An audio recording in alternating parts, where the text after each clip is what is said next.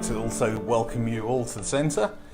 So our speaker this evening, Father Lawrence Lew, is a priest of the Dominican province here in England. He currently is working at the Shrine of the Rosary in North London, so he's very kindly come across the river to the wilds of Southwark to give this talk for us. Anybody who has any interest in Catholic images or has had to use images for anything, any publication or website, will have come across Father Lawrence's archive. He has done a great service to the church, I would say, in documenting the beautiful artwork, stained glass windows, statues that he's found on his travels. And if you don't know his Flickr site, do visit it. He also has taking the gospel across the internet. Has almost, I think, 10,000 followers on Instagram, where he shares his photographs. And we're starting a slightly kind of left field series of faith and art lectures this term, where we're going to look at photography, literature and music. And really I couldn't think of anybody better to speak to us today about preaching the faith through beauty and through photography in particular. So I'd like you all to give a warm welcome to Father Lawrence.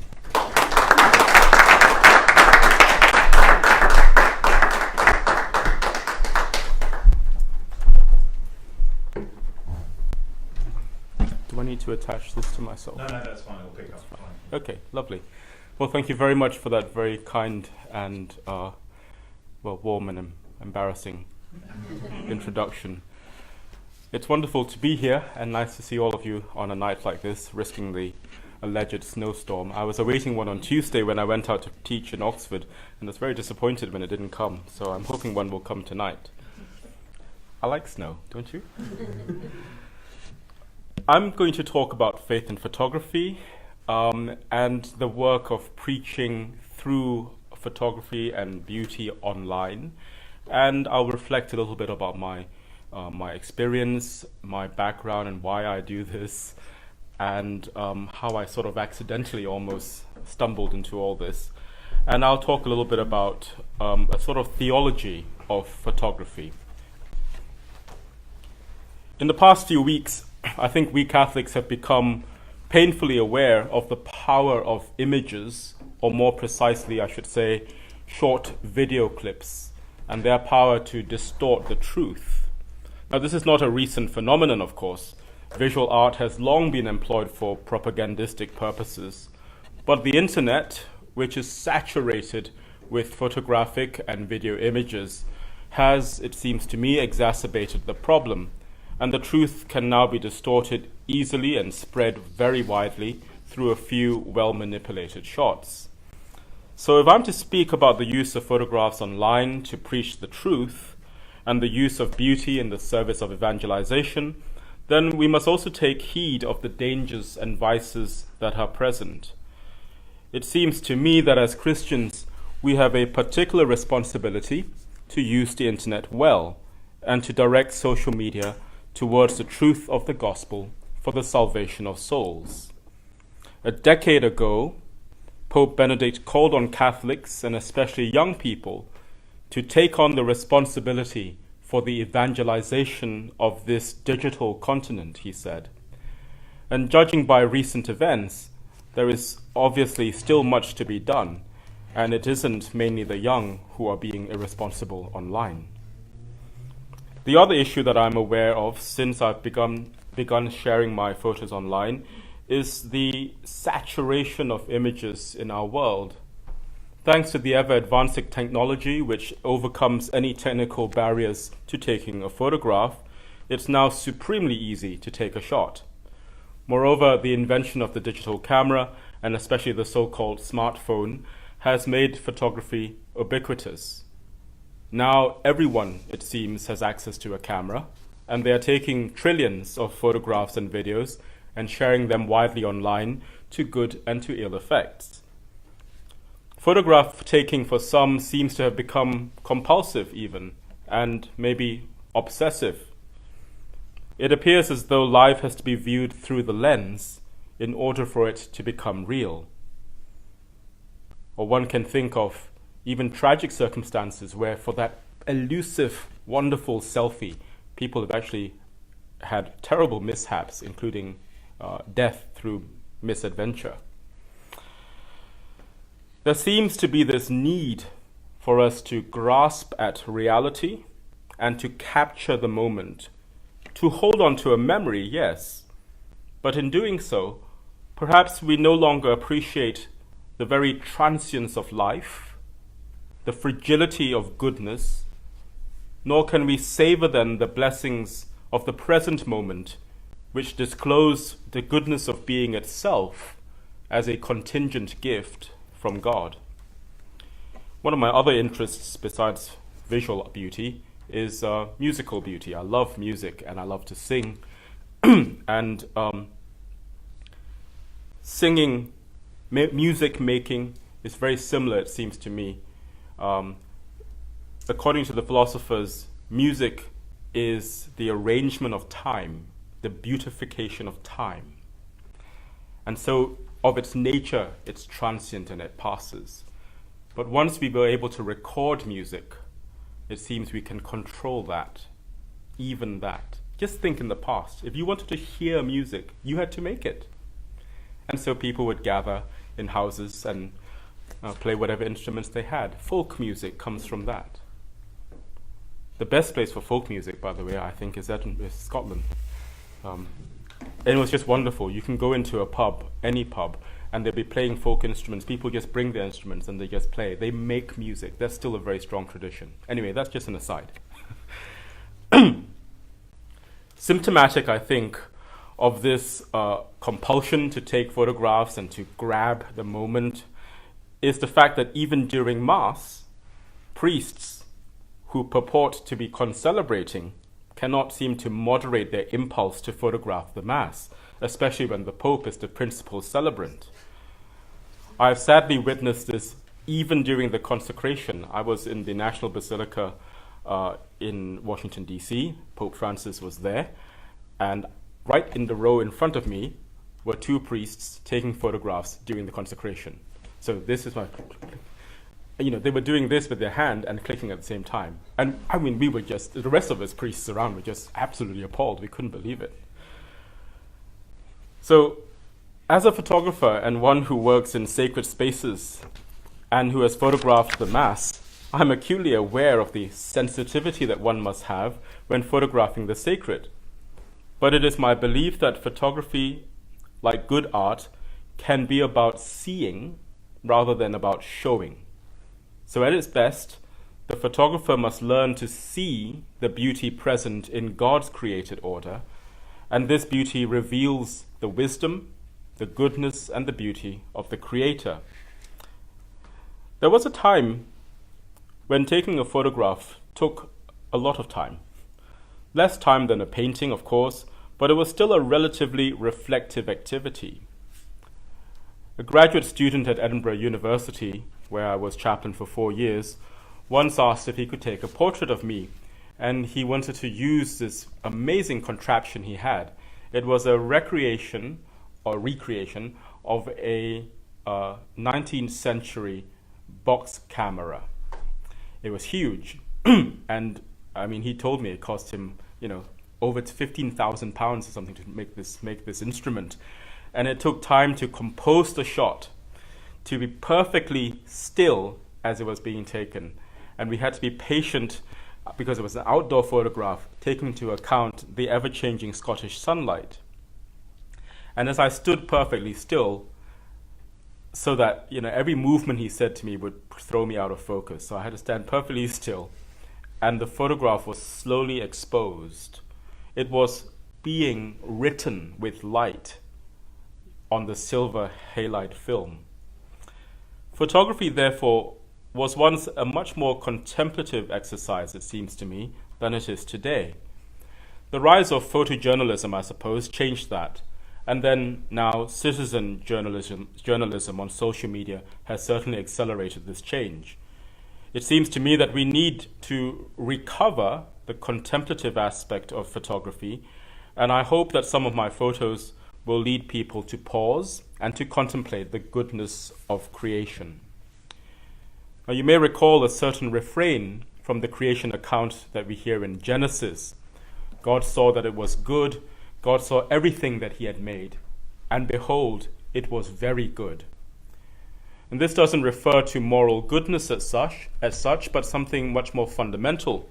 It's about metaphysical goodness, about the goodness of being, the goodness of having existence, of participating in God who alone is good and who is subsistans esse, being itself, subsisting being. And so St. Thomas Aquinas says, ex divina pulcritudine esse omnium derivator. From the divine beauty, all things derive their beauty. So all creation, insofar as it has existence, tells of this profound fundamental goodness, that God saw everything he had made, and behold, it was very good. Indeed, the Greek Septuagint has the word kalos, which we translate as good. But in fact, if you know your Greek, kalos doesn't straightforwardly mean good. For that you can say agathos. Kalos means something more. It is good because, and therefore it is attractive and beautiful. So kalos has this sense of nobility, attractiveness, beauty. Jesus, by the way, in the gospel, refers to himself as the attractive shepherd, the beautiful shepherd. Okay? So it's very interesting, this use of the word kalos. And so the goodness of being in creatures is pleasing to God. It delights him. Creation is beautiful. You are beautiful. The quest of the photographer then, it seems to me, is to see this beauty and then to share in God's delight and joy in creation. He can, through his photographs, I think, reveal this goodness and beauty to others. As the Dominican motto derived from the writings of St. Thomas Aquinas has it, contemplari et contemplata aliis tradere. We are to contemplate and then to hand on to others the things we've contemplated. I took up photography in earnest as a Dominican novice in Cambridge. Frankly, at the time, I thought I needed a hobby that would take me out of the cloister. Otherwise, I thought I might go mad if I stayed indoors all the time. And, well, you can probably see I'm not the sportiest of people, so I wasn't going to wander out and go for a jog or walk along the backs. I needed something more to take me out. And I said, well, why not take photographs? I knew that Cambridge was a beautiful town, had many beautiful churches, and I've long had a fascination with sacred art and sacred architecture. And so there it was. I asked for a camera from my father as a parting gift, as it were, before I joined the order. And it seemed a sensible thing too, because you didn't have to use film anymore, so I didn't have to buy film and I didn't have to have it developed. I just needed to recharge the batteries. So, seemed like a right thing for a poor friar. And I discovered then the beauty of stained glass windows. And it seemed to me they would be a wonderful resource for teaching children about the faith. I'd just been on mission in the Philippines before I joined the order, and I've been teaching school children and using PowerPoints. And I thought, well, if I ever get to teach children again and tell them gospel stories or lives of the saints, I would make PowerPoints for them and illustrate them with these colorful stained glass images. And that's what started me indiscriminately just photographing every stained glass window that I could find in Cambridge. As God's humor would have it, I have since then not really had a chance to teach school children. I've not made any PowerPoints with stained glass windows. However, as Providence would have it, I do have wonderful Dominican sisters in Nashville, Tennessee. And a few years ago, they produced this beautiful book called A Short Guide to Praying as a Family. And there are almost 200 of my stained glass photos that illustrate the entire book. And I'll pass that round to distract you. And so the sisters saw the potential in the stained glass windows. They teach children all the time, and they tell me that parents often say to them how much the kids love looking at these images. So I'm very pleased that actually that has happened. I also I started putting the photographs online on Flickr, and my intention then was to demystify the church. Right? Many people love visiting these buildings, but they had no idea what they're looking at, what stories these are about, who's that guy standing there in that window, or being depicted standing there. He's not actually standing in the window. And so I thought, I'm going to put these online, and at least I'll just put a Bible verse to explain what's happening in this scene. My hope was that I would be able to remind people of the faith that England once had. And that's basically why I started putting them online. Well, that's taken on a life of its own. What began as a hobby became now my sort of daily job, I suppose. The first thing I do when I've had my breakfast and after Mass and office is to put up the photograph of the day. I put a photograph, at least one up every day on Flickr. I do it even when I'm traveling.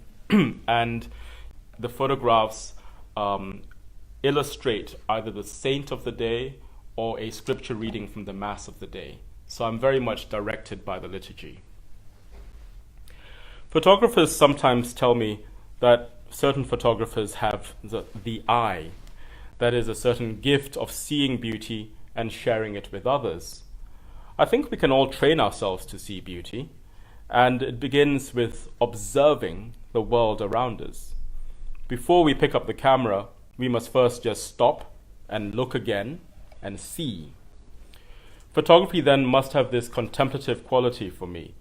At its best, it's the medium through which I perceive the beauty in the ordinary around us, in the things that have become so familiar that their creaturely contingency is forgotten, their being is taken for granted.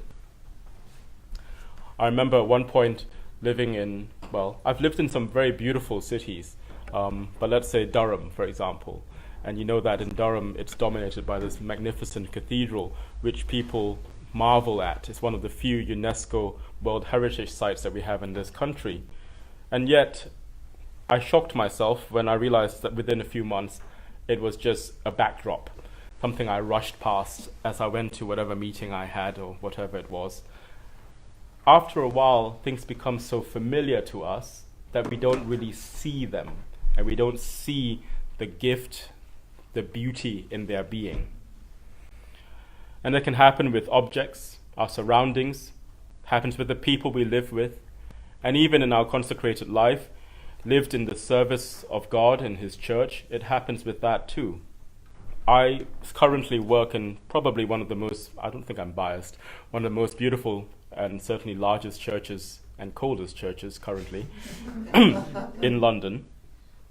It is a truly stunning building, and I love it when people tell me how beautiful they think the building is, because they remind me of what I've forgotten or I can't really see, because I walk into that church and all I see is work. What needs repairing, how things could be improved. But people remind me of the beauty of the place, and that's very important. Sometimes people tell me that a photograph is more beautiful than the real thing, but I think that can never be so. I suppose the photograph, like other art forms, can make the real more present in a way, more apparent, more perceptible, and thus one sees with greater clarity just how beautiful the good and the true are in reality. Nothing can surpass reality, and a photograph is just a dim reflection of that. But even more precious than this, I think, is the chance I've had to use photography to reveal to another the beauty of the human person, especially the genuine beauty of one's own self. We live in a world where many people, notably young people, suffer from problems with their body image.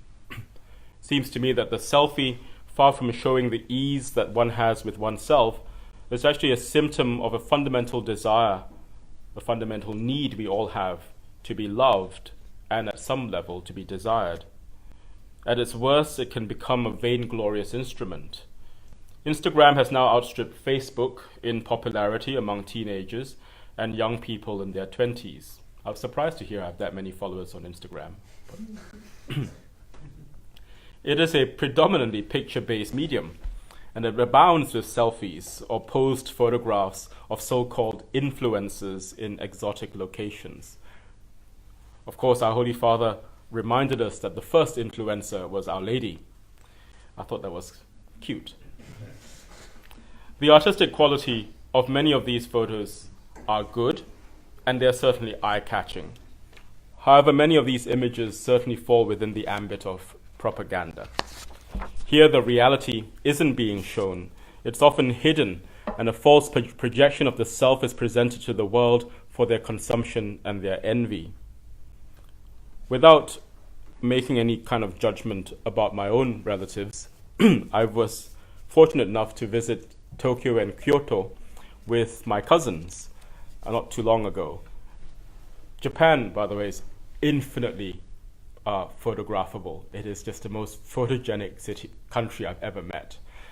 Absolutely wonderful. I can see why they have probably the best cameras, right? They make Nikon and Canon because they've got a very photographic country. And I observed how my cousins, who are social influencers or social media influencers, I observed how they would do things. So we would go into a market and they would sort of pose next to a shot. And the best one's the contemplative pose of like, and there's no, well, I didn't see much contemplation in it. It was just a pose. When I then looked at the photograph on Instagram, it looked wonderful. I mean, it was very convincing. I thought she was in prayer or something. But I was there and I saw it. Just took a few seconds and it was just totally posed. That's the power of the image. Now, interestingly, several Instagram models and influencers have written about the pressure to present perfect images of themselves, of their lives, and so on. And every now and again, you see the odd controversy coming up, and it's reported in the Daily Mail or something. Not that I read it regularly, of course. Onlookers also experience pressure to attain this kind of false, glamorous, perpetually happy lives. So that's the power of the image, I think. On the other hand, I think that the photographic portrait ought to try and show and even to reveal the truth of the person. We know with painted art that a good portrait is one where you can sort of feel the presence of the person in that portrait. A photograph, I think, can and should do that. We should be able to look at ourselves and look at others and say, "It is good that God has made me, for behold, I am and you are very beautiful." As Pope Benedict said so memorably, "Only if God accepts me and I become convinced of this, do I know definitively it is good that I exist. It is good to be a human being. If ever man's sense of being accepted and loved by God is lost, then there is no longer any answer to the question whether to be a human being is good at all." In our utilitarian age in which man has become a commodity, wherein, as Pope Francis frequently says, human beings are treated as disposable objects, we know that beauty is under threat, for the beauty of God's creation is no longer perceived. Both in Laudato Si and Amoris Laetitia, the Holy Father highlighted this problem today, as he has said, in a consumerist society, the sense of beauty is impoverished, and so joy fades. Part of educating others in beauty, and as Catholics leading others to see and perceive beauty, has to be an exercise in recovering this joy. We use photographs then, or at least I try to reveal the beauty that is present in people, in community life, in our interactions with others, and in our ministries and works as Catholics. Oops, we don't want that. Now in the second part, how much time do I have? Oh good, lots of time. In the second part, I want to talk about what the Vatican calls the via pulchritudinis, the way of beauty. In 2006, the Pontifical Council for Culture had a plenary assembly and then issued a document called the Via Pulchritudinis, Privileged Pathway of Evangelization and Dialogue. And this document affirmed that beauty is a radiance of the true and the good, and it laid out the challenge of evangelization today as having to respond to the challenges of contemporary culture, notably religious indifference and unbelief. In a world that is said to live as though God does not exist, beauty has that power to awaken the soul and can be a bridge to reach out to our contemporaries. Pope St. Paul VI, at the close of the Second Vatican Council, said, "The world in which we live needs beauty in order not to sink into despair. It is beauty like truth which brings joy to the heart of man and is that precious fruit which resists the wear and tear of time, which unites generations and makes them share things in admiration." I believe that all this holds true. However, there is always the danger that we become aesthetes, that is, those who relegate beauty just to a pleasure that we can consume. Consider, for example, how we might use Instagram or Pinterest. We scroll rapidly past a blizzard of images, looking for that one image that will satisfy our hunger to consume. Beauty, unfortunately, can be consumed like one of the many pleasures that we long for as modern-day hedonists. The terms, forgive my language, the terms eye candy and food porn, it seems to me, pinpoint the problem with this kind of aestheticism. This is the main abuse of the Via Pulchritudinis, and we should be mindful of it, careful not to give in to the temptation of using images or creating memes as so-called clickbait. Rather, the beautiful, if it is to be capable of preaching Christ, has to arrest our attention, make us pause in our scrolling, capture the heart, and so allow God's grace to transform us. The photograph is meant to be an instrument cause of God's transforming grace. In 2002, the then Cardinal Ratzinger gave a landmark talk at Rimini to the members of Comunione e Liberazione. In this talk, he lays out his theology of beauty, and he said, "The encounter with the beautiful can become the wound of the arrow that strikes the heart, and in this way opens our eyes." Beauty, therefore, is not something we consume, because in fact, beauty is someone whom we encounter, someone who reaches out to us, who wakens us from our metaphysical slumbers. As the Pontifical Council says, the Church of the third millennium seeks this beauty in meeting with her Lord, and with him in the dialogue of love with the men and women of our times. What we do online and through social media, then, is essentially an act of sharing our friendship with Christ. We ought to share the fruit of our contemplation, which means that photography has to be done contemplatively, prayerfully. And that's why I find it important to allow the liturgy of the Church to shape what I post on social media. Every day, that photograph on Flickr illustrating the Mass readings of the day or the saint of the day. Very occasionally, I will find something in popular culture that resonates with the Church, and I use it to point to the Gospel. For example, when the world marked World Refugee Day, and you can see it, #World Refugee Day, I put up a photo of the flight into Egypt with a quotation from Pope Pius XII.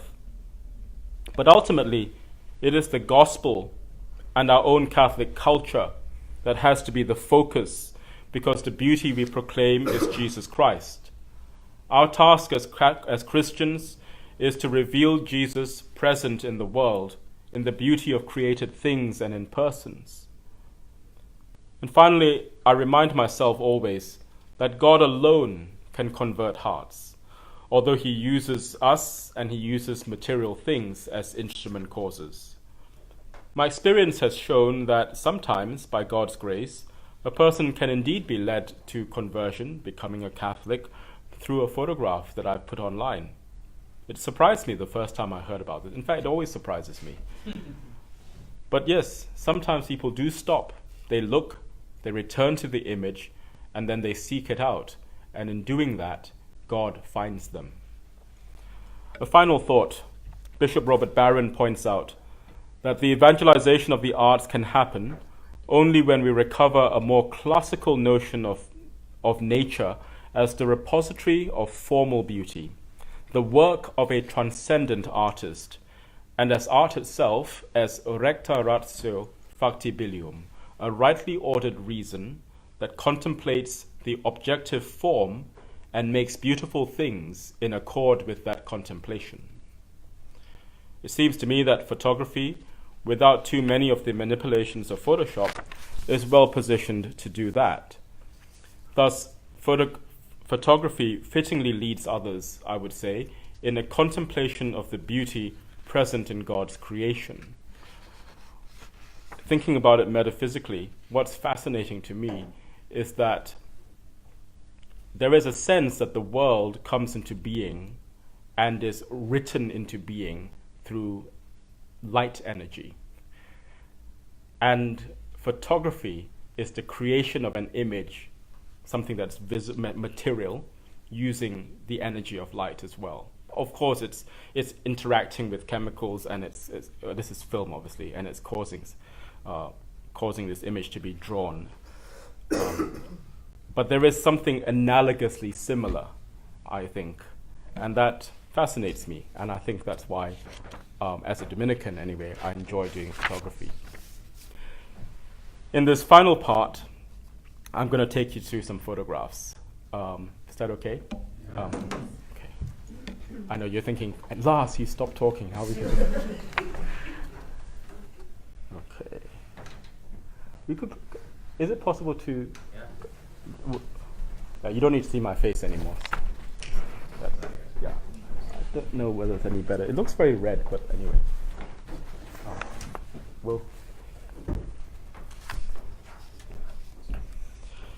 So what I'm going to show you now are photographs that illustrate what the Pontifical Council for Culture calls the ways of beauty. The first way of beauty is creation. In Laudato Si, Pope Francis invites us to see nature as a magnificent book in which God speaks to us and grants us a glimpse of his infinite beauty and goodness. In saying this, the Holy Father echoes the Dominican Saint Albert the Great, who, alluding to Psalm 19, said, "The whole world is theology for us, because the heavens proclaim the glory of God." I sometimes think that nature photographs by themselves might need to be accompanied by text or a commentary. However, if nature is shown with something more obviously religious in character, the image itself begins to tell a story. Human beings viewing a photograph tend to connect with other people. They sort of relate to them. And so when we see another person in the frame, they begin to ask questions about the person. They begin even to tell a story for themselves of what this might be about. The power of a good photo, it seems to me, is that it can tell a clear story or contain a strong narrative.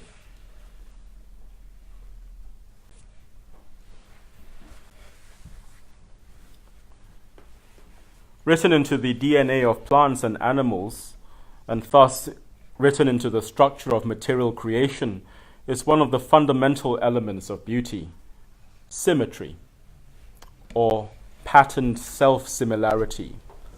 The universe as a whole is highly symmetrical. The physicist Stephen M. Barr says that symmetry contributes to the artistic unity of a work, to its balance, proportion, and wholeness. Balance, proportion, and wholeness call to mind St. Thomas Aquinas' criteria for beauty, which are unity, proportion, and brightness, claritas, splendor.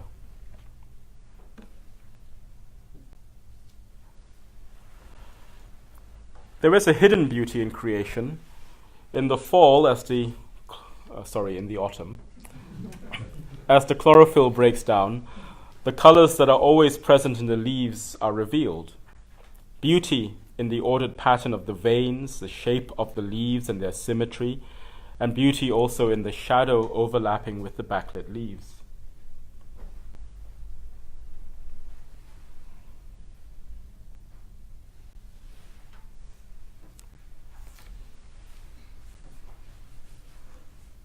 For some, this image either evokes hope or others just a kind of sadness, maybe a combination of both.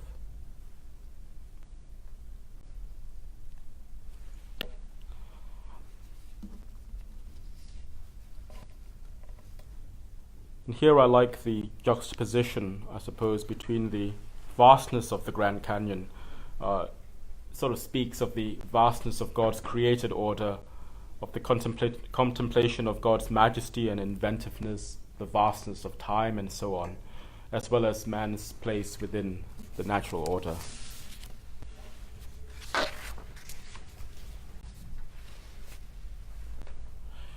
The second way of beauty is the beauty of the arts.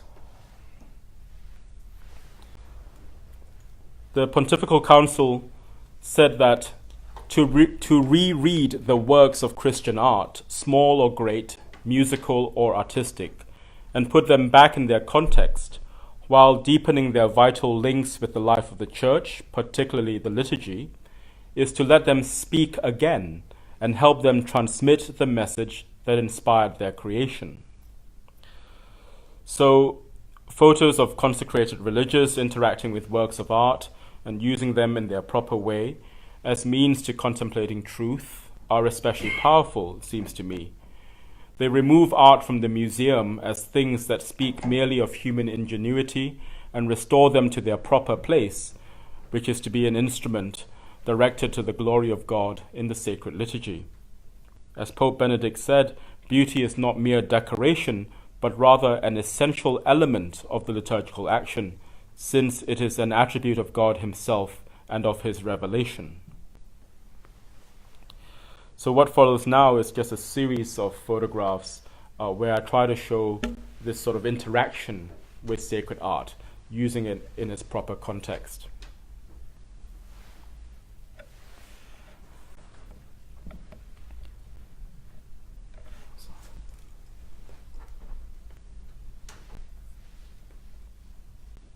You might recognize some people.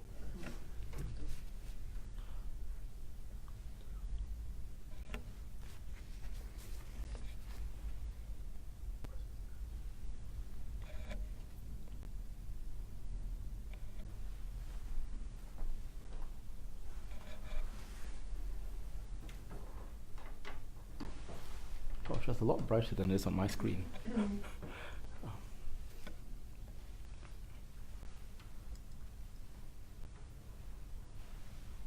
Those are relics in the reliquary.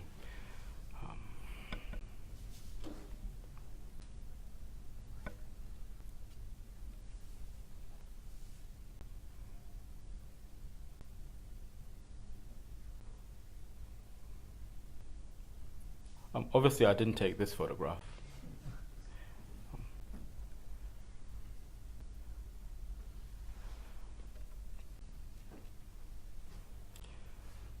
The third way of beauty is the beauty of Christ, model and prototype of Christian holiness.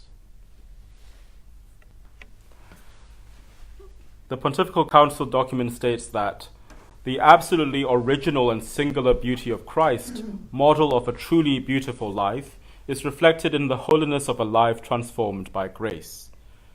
Hence, images should bear witness to the joy and beauty of the Christian life, transformed by friendship with Christ. Therefore, the beauty of Christian witness expresses the beauty of Christianity and provides for its future, says the Pontifical Council. For how can we be credible in announcing the good news if our lives are unable to manifest the beauty of this life? In 2013, then, Pope Benedict XVI said that in social networks, believers show their authenticity by sharing the profound source of their hope and joy, faith in the merciful and loving God revealed in Jesus Christ. This sharing consists not only in the explicit expression of their faith, but also in their witness, in the way in which they communicate choices, preferences, and judgments that are fully consistent with the gospel, even when it is not spoken of specifically. Thus, the photographs we use and the way we present ourselves online is all part of one holy preaching, a witness to our friendship with Jesus, who transforms us and makes us beautiful as he is beauty itself, beautiful through his grace. In what follows, I will show aspects of our consecrated life, and that's not because other forms of Christian life are not beautiful, but I just have the greatest access to this kind of life. It's been a privilege of mine to be able to witness the communal life, the community life of religious, and as a friar to visit various communities. In particular, I'm going to share with you photographs I took in March 2016 of the cloistered Dominican nuns monastery in Buffalo. Few of us who are not nuns have had the chance to go behind the grill and see this beautiful hidden life. Even the Dominican father who had accompanied me, who had been their chaplain for over a decade, had not seen what I had been allowed to photograph. So I'm deeply grateful to the prioress for inviting me to take a set of photographs of her community and of their life together, and I'm grateful that she's given me permission to share them with you. They're not available online because the nuns did not want their faces to be seen. Theirs is to be a hidden life, hidden in Christ.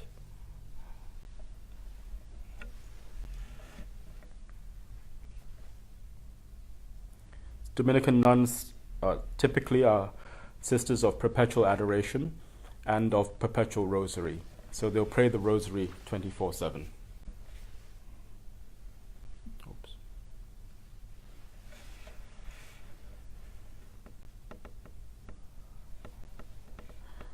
A liturgical life as well that's lived together. They go in processions.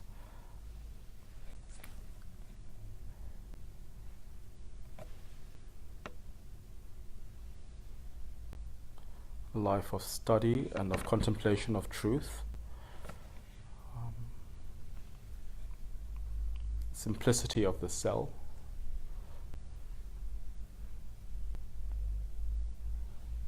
Here they are receiving guests in their parlor.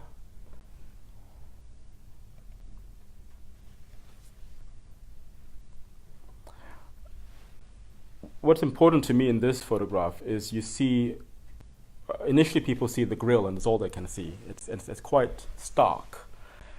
And then, of course, her lovely expression of joy, and hers too, So these people are not shocked that these women are behind the grill.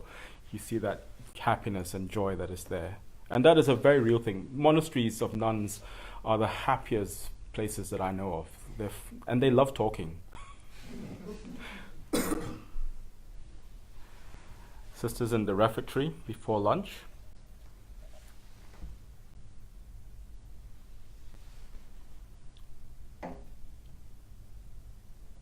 The sister sacristan is what you call an extern, so she's allowed to come out of the grill and do her job.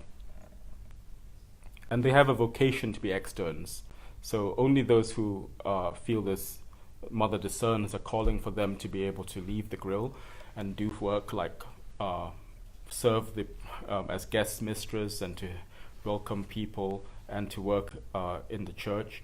Only a few of them have these responsibilities. So that's Mass, and you can see sisters in their choir.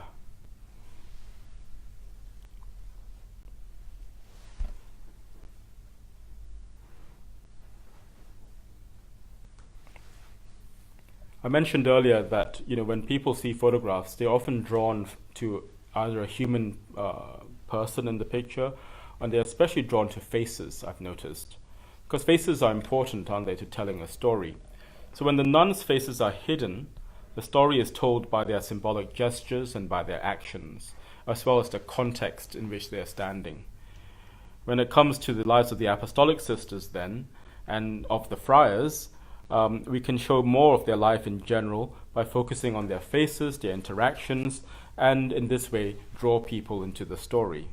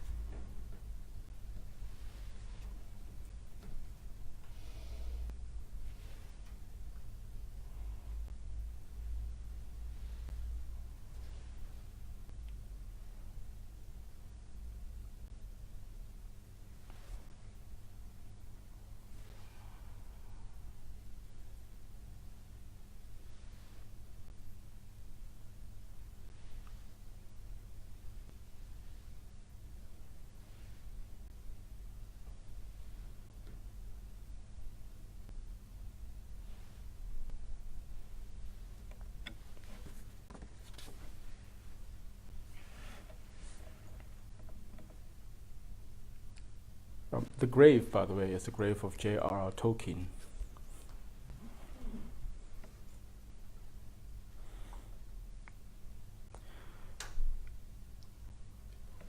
So those are the three ways of beauty that the Pontifical Council talks about.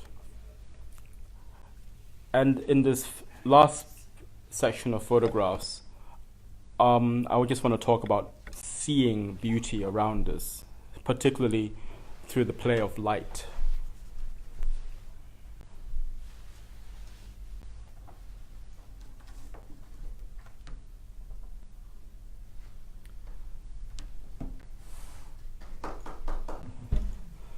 So that's just dew on the grass. And photography is writing with light, as I say. So the photographic eye is always on the lookout for the way that light can change our perspective on ordinary, familiar things.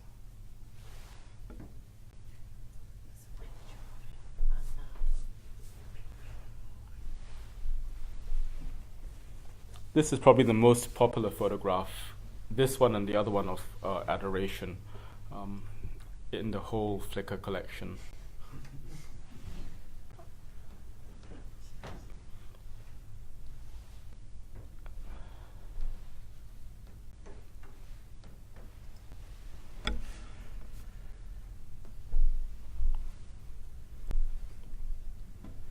This cross hangs outside the cell of Saint Dominic in Santa Sabina in Rome.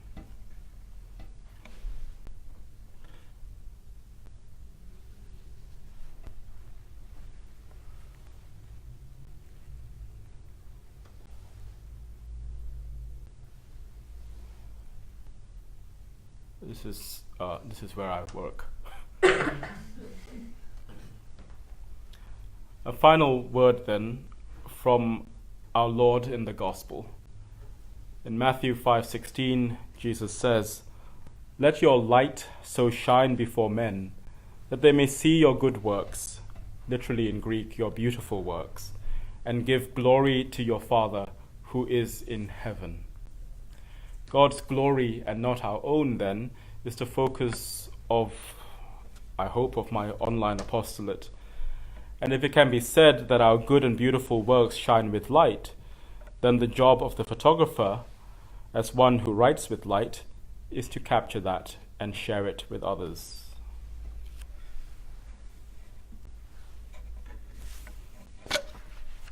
And this photograph was taken at 6:55 a.m. When we had our prayer vigil for life before the March for Life. We're going to have another one this year before the March for Life. The Blessed Sacrament is on the throne, and the sun is shining right on the host, so you can't, it's just a blaze of light. And that's the sunlight from the rose window at the other end. So God is the best writer with light. Thank you.